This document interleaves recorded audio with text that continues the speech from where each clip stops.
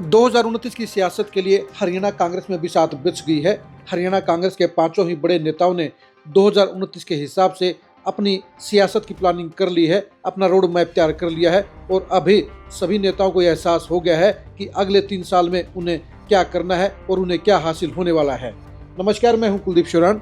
आज हम खरी न्यूज में चर्चा करेंगे हरियाणा कांग्रेस की अगले 3 साल की सियासत की, हरियाणा कांग्रेस के पांचों बड़े नेताओं की रणनीति की और हरियाणा कांग्रेस के माहौल की।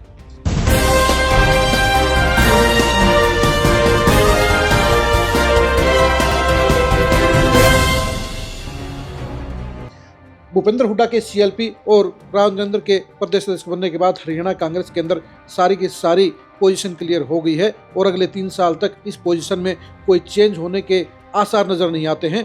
इसलिए सभी बड़े नेताओं ने अपना माइंड सेट कर लिया है और तमाम बड़े नेता 2029 की तैयारियों में जुट गए हैं।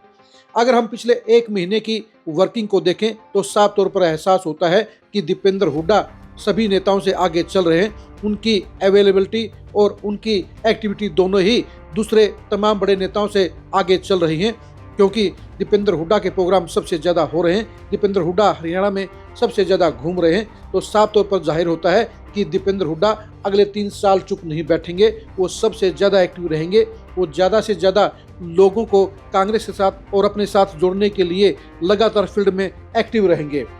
उनके पिता पूर्व मुख्यमंत्री भूपेंद्र हुड्डा दीपेंद्र हुड्डा की सियासत को जमाने के लिए पूरी कोशिश कर रहे हैं। वो सारी मैनेजमेंट देखने का काम करेंगे और सारे अरेंजमेंट भी फिक्स करने का काम करेंगे। वो फील्ड में आपको कम नजर आएंगे, लेकिन वो पर्दे के पीछे सारी चीज़ों को मैनेज करते हुए नजर आएंगे। लेकिन सबसे बड़ी बात यह है कि दीपेंद्र हुड्डा अब पूरी एक्टिविटी के साथ, पूरी ताकत के साथ अपनी फील्डिंग जचा रहे हैं। वो हरियाणा के हर कोने में जा रहे हैं। वो तमाम नेताओं के साथ कोऑर्डिनेशन बढ़ा रहे हैं और यही वजह है कि उनकी फौज सबसे बड़ी नजर आती है।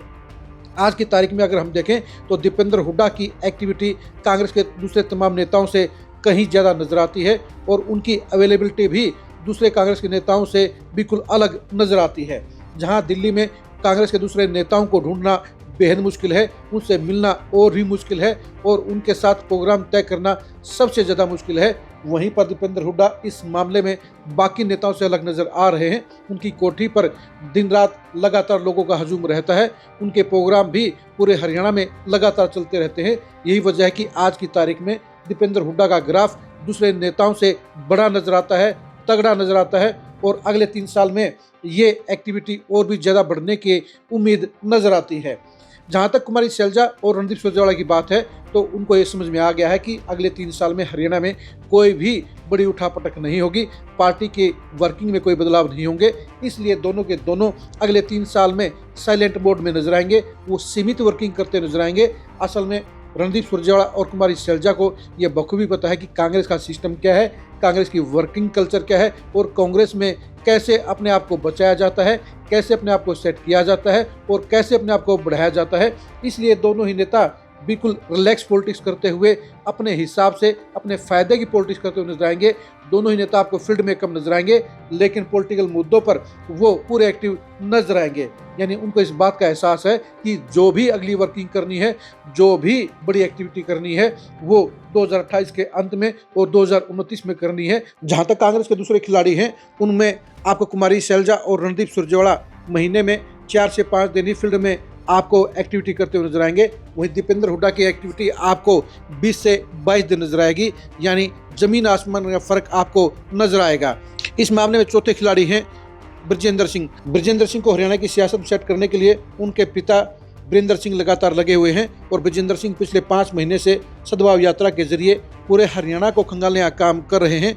अब ये देखने की बात ये रहेगी कि सद्भाव यात्रा खत्म होने के बाद ब्रजेंद्र सिंह क्या करेंगे। लेकिन जाहिर सी बात है कि वो सीजनल पॉलिटिक्स के तौर पर नजर आते हैं और वो फिलहाल सद्भाव यात्रा पर ही फोकस कर रहे हैं। सद्भाव यात्रा के बाद उनकी पॉलिटिक्स का रोड मैप क्या होगा, इसके बारे में ना तो वो बता रहे हैं और ना ही किसी दूसरे नेता को पता है। यानी उनकी पॉलिटिक्स का अगला 3 साल का रोड मैप क्या होगा, इसके बारे में अभी कहा नहीं जा सकता है।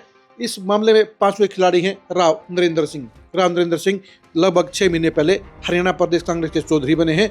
वो तमाम नेताओं को साथ लेकर चलने की कोशिश कर रहे हैं। उन्हें अपनी सीमाएं भी पता है, उन्हें इस बात का बखूबी पता है कि किसी भी बड़े नेता से पंगा नहीं लेना है। वो जहां रणदीप सुरजेवाला के बेहद करीबी नजर आते हैं, वहीं कुमारी शैलजा के साथ भी वो बिल्कुल सेटिंग की पॉलिटिक्स करते हुए नजर आते हैं। भूपेंद्र हुड्डा और दीपेंद्र हुड्डा के साथ ना उनकी नजदीकियां है ना उनकी दूरियां है। वो अपने आप को सेफ बोर्ड में लेकर चल रहे हैं, यानी बिना किसी से भिड़े हुए, बिना किसी से टकराए हुए वो अगले 3 साल निकालने का काम करेंगे। वो अपना वजूद बनाने की कोशिश भी करेंगे और वो बड़े नेताओं के बीच में अपनी खास जगह बनाने की भी कोशिश करेंगे। यानी पांचों ही नेताओं का रोड मैप अभी से साफ तौर पर नजर आ रहा है कि वो अगले 3 साल में क्या करेंगे। और आज की तारीख में हरियाणा कांग्रेस में दीपेंद्र हुड्डा का पलड़ा सबसे भारी नजर आता है, सबसे ज्यादा एक्टिविटी नजर आती है, जनता में उनका इम्पैक्ट भी नजर आता है।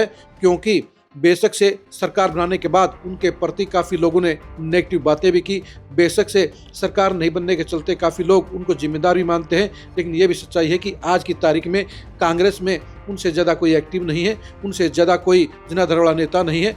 क्योंकि दीपेंद्र हुड्डा के साथ में जहां ए ग्रेड के 100 नेता है, वहीं पर बी ग्रेड के भी लगभग 200 नेता उनके साथ में चलते नजर आते हैं और सी ग्रेड के भी लगभग 3000 के करीब एक्टिव वर्कर पूरे हरियाणा में उनके साथ में लगातार नजर आते हैं और लगभग 25,000 एक्टिव वर्करों की फौज भी उनके साथ में खड़ी नजर आती है।